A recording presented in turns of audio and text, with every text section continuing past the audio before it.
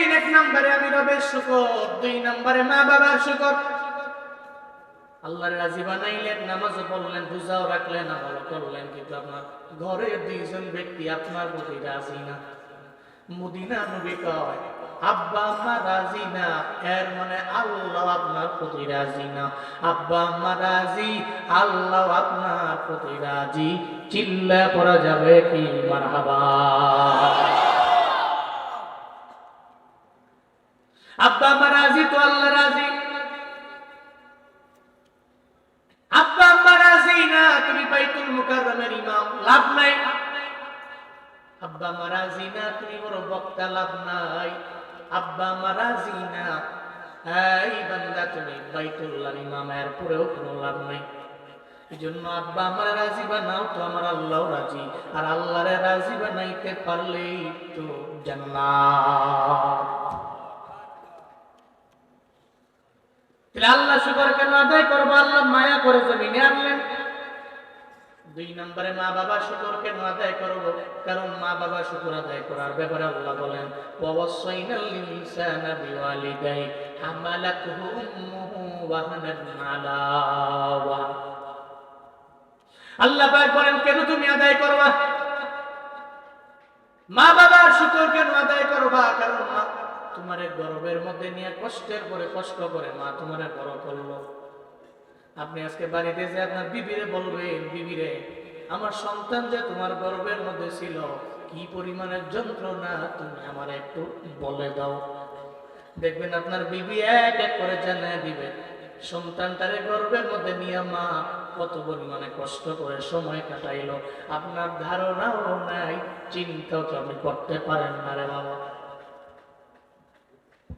এই জন্যই তো আল্লাহ বলেন মা তোমারে গর্ভে নিয়ে বড় করলো, কষ্টের পর কষ্ট করে, এত পরিমাণে কষ্ট করলো, মা তোমারে গর্ভের মধ্যে লয়া। এই সবাই চলে গেছে বেড়াইবার জন্য, যখন আপনার বাবাই যে আপনার মারে বললো ও বিবি আমার তুমিও চলো, সঙ্গে সঙ্গে আপনার মা কয়ে জীবনও কোনোদিন আমি বেড়াইবার জন্য যেতে পারি না। কেন যেতে পারবা না? কয়েক গর্ভের মধ্যে সন্তান নিয়ে বিভিন্ন জায়গায় তো ঘোরা যায় না, যাওয়াও যায় না। জিনের আসর যদি লাইগা যায় তাহলে আমার গর্ভের সন্তানের বড় ক্ষতি হয়ে যাবে।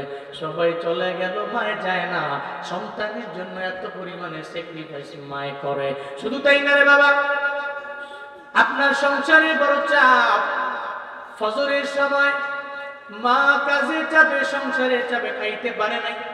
দুপুর বেলাও খাইতে খাইতে যখন আসর পর্যন্ত হয়ে গেল, হঠাৎ করে মা যখন প্লেটের মধ্যে খাবার নিয়ে নিল, এবার মা পেটে যখন খাবার দিবে, পেটের মধ্যে বড্ড ক্ষুধা লেগে গেছে। আপনি তো ছোট মানুষ, মায়ের গর্ভে আপনার কোনো বিবেক আকল নাই, আপনি বুঝেনও না। ওই জায়গার মধ্যে তো আপনি মায়ের গর্ভের মধ্যে জোরে জোরে দাম দাম করে লাথি মেরে দিলেন। আপনার মা লাথি খাইয়া পেটের মধ্যে ব্যথার যন্ত্রণায় মা পাগলের মতো হয়ে গেল। বারান্দায় গিয়া কান্না করে মা, কেন কান্না করে? শাশুড়ি আম্মা যায় জিজ্ঞাসা করে বৌমা তুমি কেন কান্না করো? ফজরের সময় দেখলাম তুমি নাস্তা করলা না, শুধু তাই না তুমি তো না আসরের সময় খাবারের প্লেটটা নিয়ে বসার পরে কেন তুমি খাও নাই? কেন এই প্লেটটাকে এক পাশে রেখে তুমি কেন দৌড়ে চলে আসছো? আপনার আম্মা বলে না, শাশুড়ি আম্মা বলেও না একটাবারের জন্য আমার সন্তান গর্ভের মধ্যে আমার লাথি মেরে দিল। একটাবারের জন্য কেন বলে না? কারণ মা সন্তানের জন্য বড় পাগল রে বাবা। মা মনে মনে চিন্তা করে তুই আমার 2 মাস 3 মাস 4 মাস লাগে আমার পেটের মধ্যে লাথি মারো, জমিনের মধ্যে আসার পরে যখন তুই আমি ওয়া ওয়া করে চিল্লান দিবা, ওইটা শোনার জন্যই তো আমি মা এই 10টা মাস তোর জন্য অপেক্ষায় থাকি।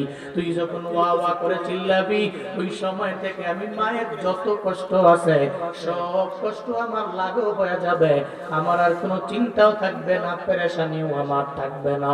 আল্লাহ কয় মা এত কষ্ট করে গর্ভে লইয়া এরপরে দুনিয়াতে তুই আসছো,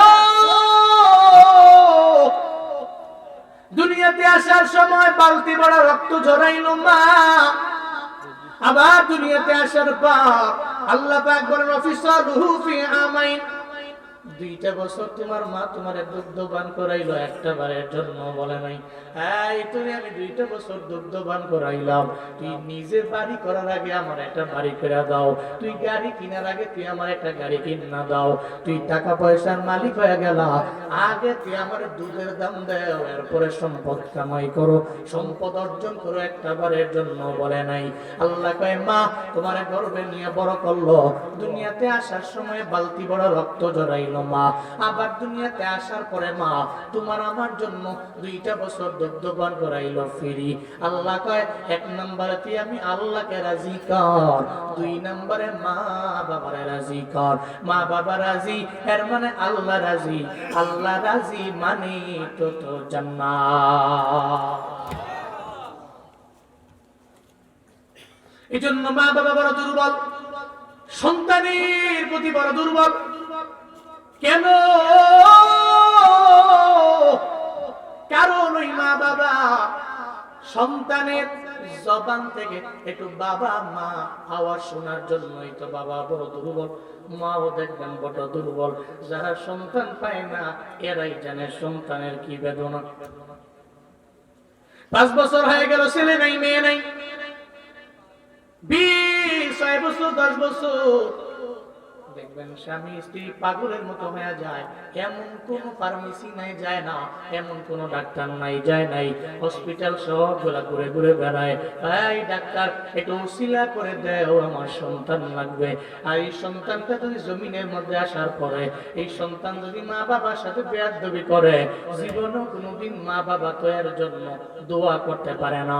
দোয়া তো হাত তুইলা করা লাগে না, বদদোয়াও তো হাত তুইলা করা লাগে না। জমিনের মধ্যে বদদোয়া করার জন্য হাত তুইলা জবান দিয়া বলার কোনো প্রয়োজন নাই। অন্তরের মধ্যে যদি ব্যথা লাগা যায়, কপালে এমন ভাবে পড়বে জীবনেও কোনোদিন জোড়া লাগাইতে পারবা না, জীবনেও পারবে না। জোড়া লাগবে না, জীবনও লাগবে না। তুমি তো মনে করছো তুমি টাকাওয়ালা, তুমি ধন দৌলতের মালিক, তুমি বাড়ির মালিক, তুমি গাড়ির মালিক, আমি তো সফল না, তুমি ব্যর্থ। মিয়া মা বাবা যে কষ্ট করে জমিনের মধ্যে আপনারা আছেন, আপনার জন্য এত ভালোবাসা, এত আপনারা পছন্দ করে, এত ভালোবাসে আপনারা, আপনি আব্বা আম্মার জন্য কি করছেন আর আল্লাহর জন্য কি করছেন? মূলত এরা তো একদম মেন পুঁজি। আব্বা আম্মা রাজি তো আল্লাহ রাজি, আল্লাহ রাজি তো তার জান্নাত কনফার্ম হয়ে গেছে। আল্লাহ পাক বলেন 1 নম্বরে শুকর আল্লাহ, 2 নম্বরে মা বাবার। কিন্তু কপাল পোড়া মুসলমান আল্লাহকে রাজিও করতে পারে না, মা বাবারেও রাজি বানাতে পারে না। আব্বা আমারে রাজি বানাই তো আল্লাহ রাজি হয়ে যায়, এটা অন্তরের মধ্যে নিয়ে বান্দার জীবনেও করতে পারে না। মা বাবা সন্তানের জন্য বড় দুর্বল।